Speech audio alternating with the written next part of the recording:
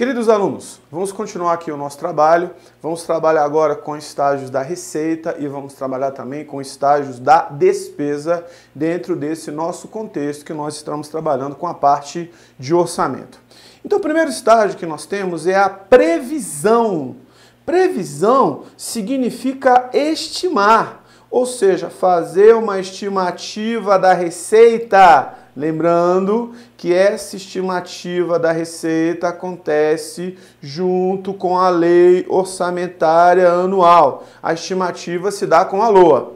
Lembrando, exemplo didático, a gente estima 1 milhão. Se a gente arrecadar um pouco mais e não tiver uma autorização orçamentária específica, eu preciso de uma autorização para gastar esse excedente. Essa autorização vai vir junto com a lei de créditos adicionais. Tudo bem? O outro lado da história, se eu fizer uma estimativa e arrecadar menos, eu preciso fazer um contingenciamento, eu preciso fazer cortes, eu preciso fazer cortes de gastos, eu preciso fazer cortes no orçamento, se eu arrecadar abaixo daquilo que estava previsto. Então a previsão é a estimativa de arrecadação que vai acontecer, que vai se dar junto com a elaboração da lei orçamentária anual. Depois que nós fizemos a previsão, nós vamos fazer agora o lançamento, que é o segundo estágio da receita. É a identificação do contribuinte, aquele pelo qual você vai cobrar se ele não pagar. Ou seja, o fato gerador, o valor, o vencimento e etc. Então esse aí vai ser o meu lançamento. Exemplo didático. Há uns anos atrás, eu comprei um determinado veículo aqui em Brasília, aqui no Distrito Federal. E aqui em Brasília, em especial, tem uma lei que quando você transfere o carro, o IPVA do exercício tem que estar pago. Isso é uma lei que vale aqui, porque quem tributa sobre a questão de IPVA é o Estado. Então tem uma lei que diz isso. O meu IPVA pode vencer em setembro. Se eu vender meu carro e alguém for transferir em janeiro, tem que pagar o IPVA do ano. A gente está, por exemplo, em 2016. Se vence em setembro de 2016, eu tenho que pagar em janeiro de 2016 quando eu for transferir. Aí, um determinado ano, sabendo disso, eu comprei um carro em dezembro, aí eu fui transferir. O último dia útil no Detran era o dia 30 de dezembro. Fui lá, o carro na época tinha uns pneus mais baixinhos e não passou na vistoria. Aí estava aberto até meio-dia, isso foi 9 da manhã. Um colega meu tinha um carro igual ao meu, eu fui lá, troquei com ele as rodas, fui fazer a vistoria de novo. Quando cheguei lá 11 horas, ficaram de fechar meio-dia, já tinha fechado. Por que eu fui correndo lá? Porque se virasse o ano, para me transferir o carro, tinha que pagar o IPVA do exercício. Eu falei, não, paga isso aí depois. Moral da história, cheguei às 11, já estava fechado e eu não consegui transferir o carro, não consegui transferir o veículo.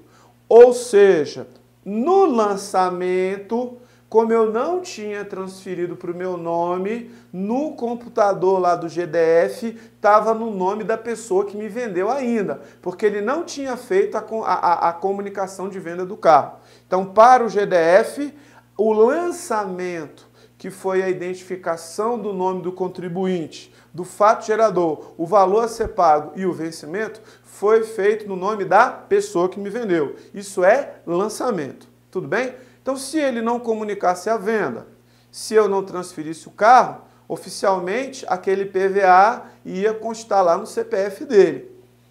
Se a pessoa não paga a dívida junto ao governo, o nome dele pode ser inscrito em dívida ativa e ele pode receber uma execução fiscal. Beleza? Feito o lançamento, temos a arrecadação. Quando o contribuinte quita a sua obrigação junto a um agente arrecadador. Vamos supor, nesse exemplo do carro que eu falei para vocês, que eu tenha feito o pagamento do IPVA junto ao Banco Itaú. O que é isso? Arrecadação.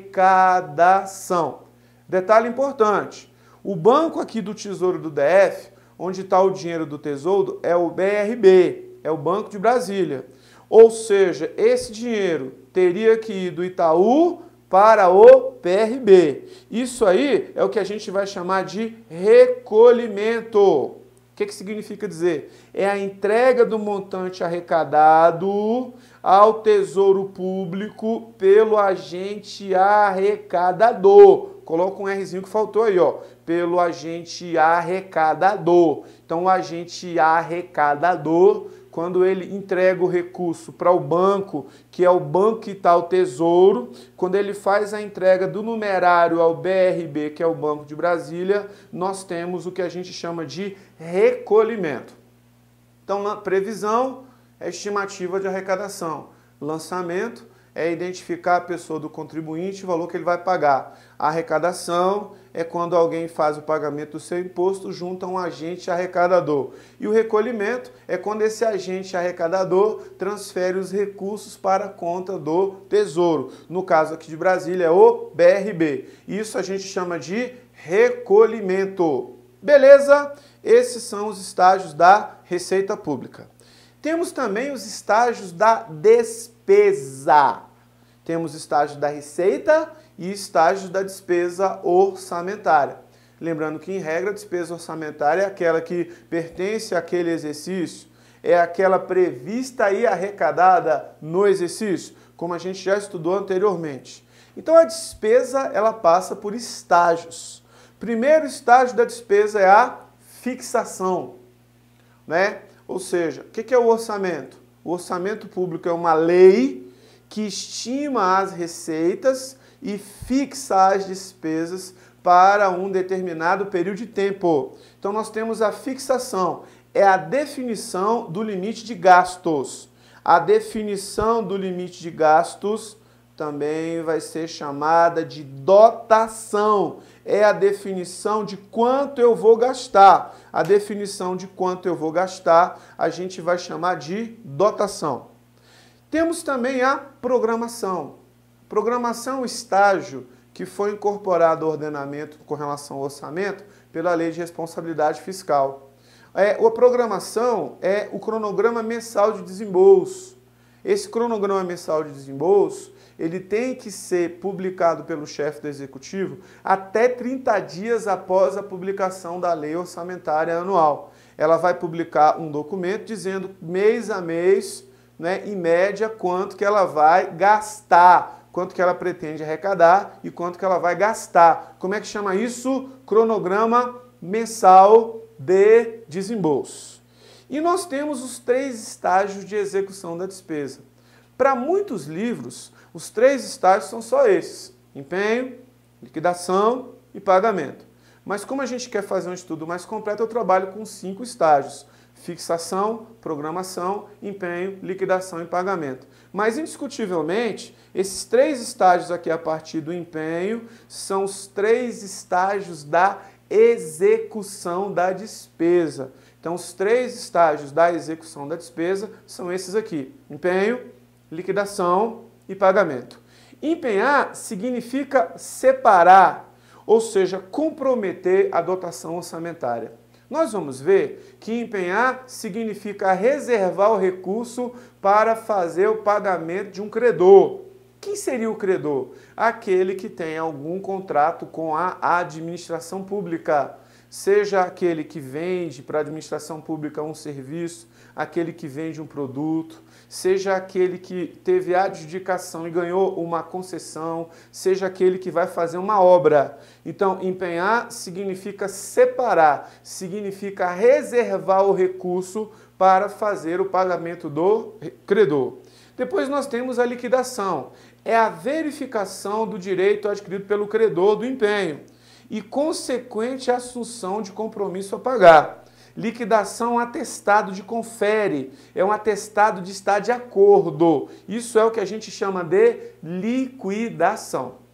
Lembrando que quem faz a liquidação é a administração pública, é ela que faz a liquidação, tudo bem? Ou seja, o credor faz a sua parte e a administração confere e atesta se realmente ele cumpriu com a sua parte, se realmente ele cumpriu com as suas obrigações e dá esse atestado de confere.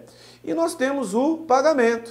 O pagamento significa a extinção da obrigação a pagar. Ou seja, a gente vai ver que o pagamento é a entrega do numerário ao credor. E a gente vai ver que existe um documento do CIAF, que é um documento relativo ao pagamento. Depois a gente vai ver que esse documento é a OB. OB significa ordem bancária, documento do CIAF relativo à parte do pagamento. Tudo bem? Vamos falar um pouquinho mais dos estágios da execução da despesa. Vamos falar um pouquinho mais do empenho. É o ato emanado pela autoridade competente que cria para o Estado obrigação de pagamento, pendente ou não, de implemento de condição. Significa dizer que o credor vai satisfazer alguma condição ou não para receber os recursos, para ter o recebimento dos recursos. Tudo bem?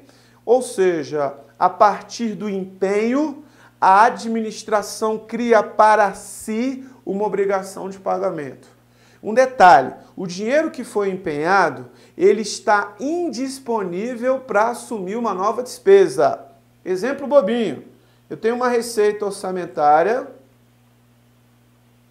de 100. Exemplo, se eu fiz um empenho de 20 para um determinado credor, significa dizer que esse dinheiro fica indisponível para um novo empenho. Significa dizer que esses 20 fica reservado. Esses 20 vão ficar reservados para fazer o pagamento do credor. Vai ficar reservado para isso. Vai ficar reservado com essa finalidade. Tudo bem? Então o empenho tem essa destinação. Nesse caso serve para fazer o pagamento do credor. Tudo bem? Dentro desse contexto, a partir do empenho, o credor ele tem a garantia de que quando cumprir com a sua obrigação, ele vai receber o valor relativo, a partir do momento que ele, de fato, vamos dizer assim, que ele tiver, vamos dizer assim, do empenho, a administração cria uma obrigação de pagamento e ele tem a garantia que vai receber. A gente vai ver depois lá em CIAF que a partir do empenho gera-se um documento, que é a nota de empenho. E uma cópia da nota de empenho fica com o credor. Ele recebe uma cópia da nota de empenho, que é a garantia de que ele vai receber. Um detalhe interessante é que nós temos tipos de empenho. Nós temos tipos de empenho. Nós temos 3 tipos de empenho. Nós temos o empenho ordinário, nós temos o empenho global e nós temos o empenho estimativa. Empenho ordinário, empenho global e o empenho estimativa. Professor, o que é um empenho ordinário? É um valor que você conhece o montante, vou usar uma expressãozinha aqui, ó. Conhece-se o montante. Você sabe exatamente quanto vai pagar e o pagamento ocorrerá em parcela única. Você conhece exatamente o valor que você vai pagar e o pagamento vai acontecer em parcela única. O que significa dizer? Você vai pagar de uma única vez. Existem algumas obras que são assim.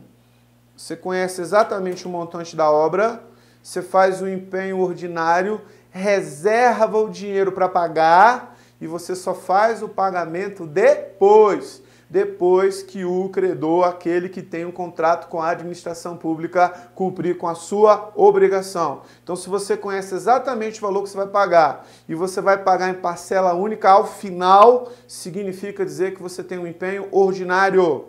Temos também um empenho que a gente chama de empenho global. Você conhece o valor, você sabe exatamente o montante que você vai pagar, conhece-se o montante e o valor que você vai pagar, o pagamento, o valor que você tem a pagar será parcelado. significa dizer que você vai pagar em parcelas. O valor que você vai pagar vai ser parcelado, vai ser em parcelas. Salário do servidor é assim. O servidor, durante o exercício, vai receber 13 salários, né? Que são os 12 normais, mais o seu 13º, dependendo da época do ano, também um texto de férias. Esse valor, você sabe exatamente quanto é. E você separa o dinheiro e você vai fazendo o pagamento em parcelas. Algumas obras são assim. Quando você pega uma obra plurianual, aquela obra que demora mais de um ano, aquela obra que demora mais de um exercício, você a cada ano faz uma medição, separa o dinheiro e paga um valor. A cada ano, separa o dinheiro, um determinado valor, e faz um determinado pagamento. Isso é empenho que a gente chama de empenho global. Você conhece exatamente o montante que você vai pagar, o valor, e o pagamento vai ser parcelado. E nós temos o empenho estimativa. O empenho estimativa é um valor que você não conhece o montante. Você não sabe exatamente quanto você vai pagar. Significa dizer que você tem uma estimativa. Significa dizer que você vai estimar o valor. Por exemplo, você paga mais ou menos aí R$200 de conta de luz aí, não é? Mais ou menos isso aí. Mas você não sabe exatamente se no ano que vem você vai pagar R$200. Significa dizer que você faz uma estimativa. Estima-se o valor vai ser estimado. Isso aí é o que a gente vai chamar, o que a gente vai classificar de empenho estimativa. Claro que, né, para cada tipo de obra, cada tipo de serviço, você vai usar um tipo de empenho, não é verdade? Então, nesse caso aqui, você vai estimar o valor. O valor vai ser estimado quando a gente for tratar do empenho que a gente chama de empenho estimativa. Guarda isso, que isso vai ser importante. Guarda isso, que isso vai ser bastante significativo para o nosso estudo. O valor vai ser estimado. Estima-se o valor. Guarda isso. Temos aqui também a questão, né, da liquidação. Já tinha falado anteriormente que liquidar significa verificar o direito adquirido pelo credor, tendo por base títulos e tendo por base documentos comprobatórios do crédito. Você vai atestar, você vai verificar se realmente o credor cumpriu com a sua parte, se realmente o credor cumpriu com a sua obrigação.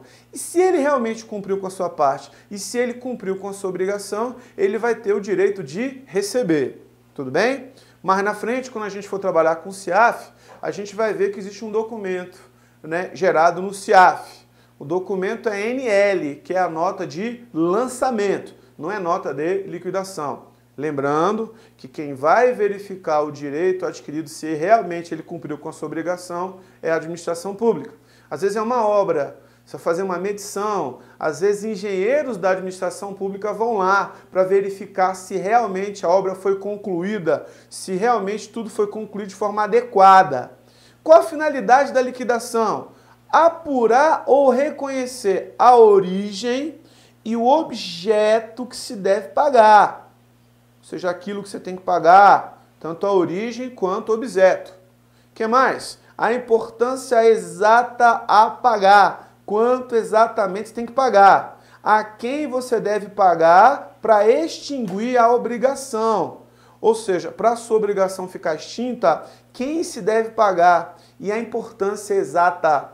Quem faz a liquidação é a administração. A administração é que verifica o direito adquirido pelo credor. Não basta eu informar para a administração que concluí a obra. A obra tem que ser, de fato, verificada. Quem faz a liquidação é a administração. Cuidados especiais na liquidação. Verificação do cumprimento das normas da licitação ou documento formalizando sua dispensa, comprovando realmente, se for o caso, que houve a inexigibilidade.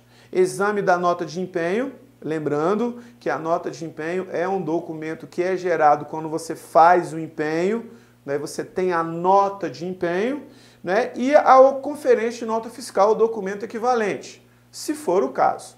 ou seja, se for o caso, né, se for uma entrega de um produto ou serviço, se for emitir nota ou nota fiscal, né, ou nota de venda ou a nota de serviços, tem que fazer uma conferência. Lembrando, quem confere, quem dá o atestado de confere, quem confere se tudo está certo, se tudo está adequado, é a administração. Ela que faz esta conferência. Guarda isso. Finalmente, nós temos o pagamento. O que é o pagamento, professor? É a transferência de recurso para a conta corrente do credor. Lembrando que no empenho, a administração cria para si uma obrigação de pagamento, pendente ou não de implemento de condição. Na liquidação, a administração verifica o direito adquirido pelo credor.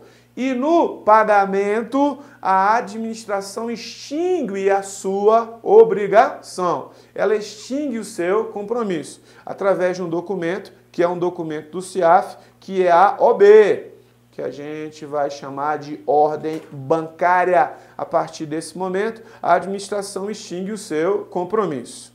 Bom, feito isto, vamos trabalhar agora com restos a pagar. Regra geral, o que é um resto a pagar? É uma despesa que foi empenhada em um exercício, mas ela não foi paga por alguma razão. O que é um resto a pagar? É uma despesa empenhada e não paga até o dia 31 de dezembro. Despesa empenhada e não paga até o final do exercício. São obrigações a pagar oriundas da despesa orçamentária, ou seja, obrigações que você empenhou no exercício. A gente vai ver que o resto a pagar pode ser processado ou o resto a pagar pode ser não processado. Existem as duas possibilidades. Vamos primeiro a falar do restos a pagar não processados.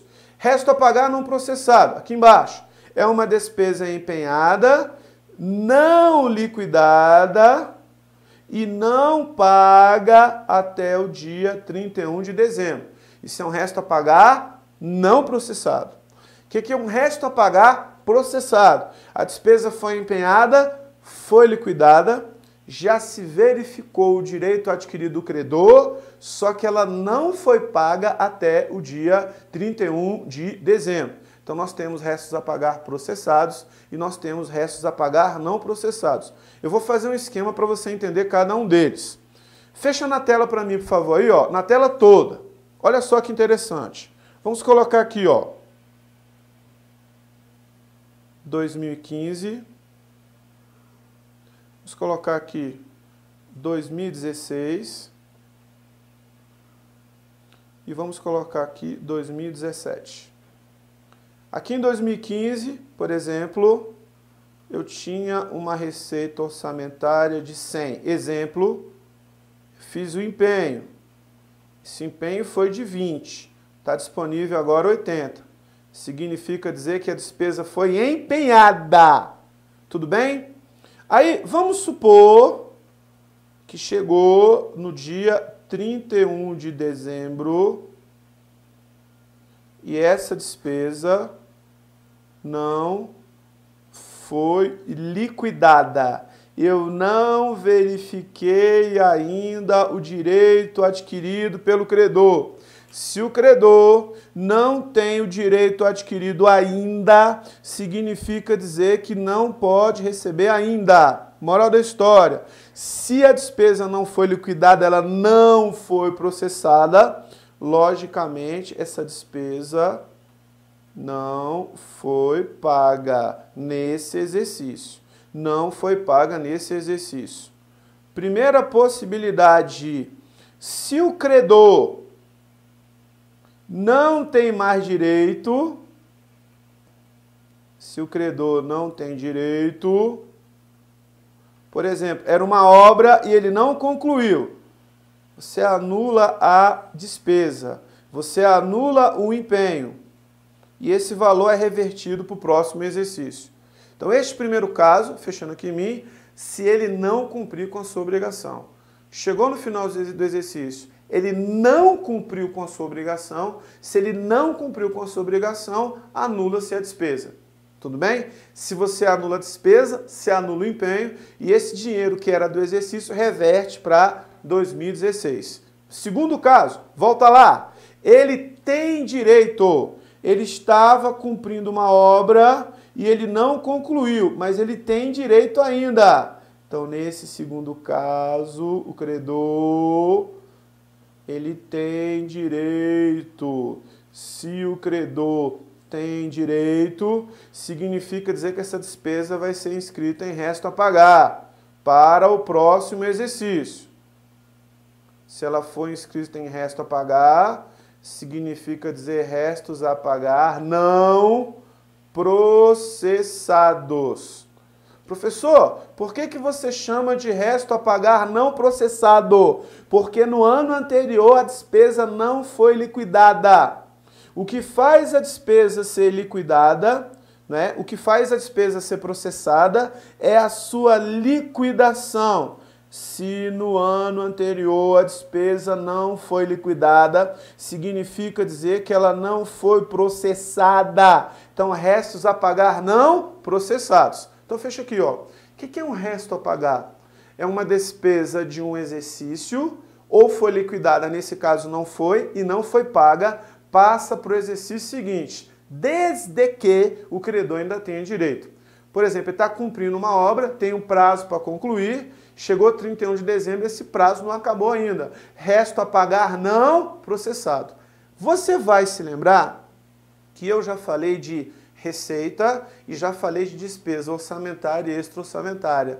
Um detalhe interessante, esse dinheiro que estava consignado em 2015 vai para 2016, então fecha lá, ó, esses 20 vem para cá, isso é uma receita.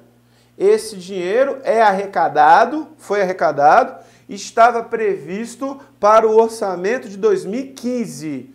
Em 2016, esse dinheiro aqui, ó, né, é um dinheiro que a gente vai chamar de receita e despesa extra-orçamentária.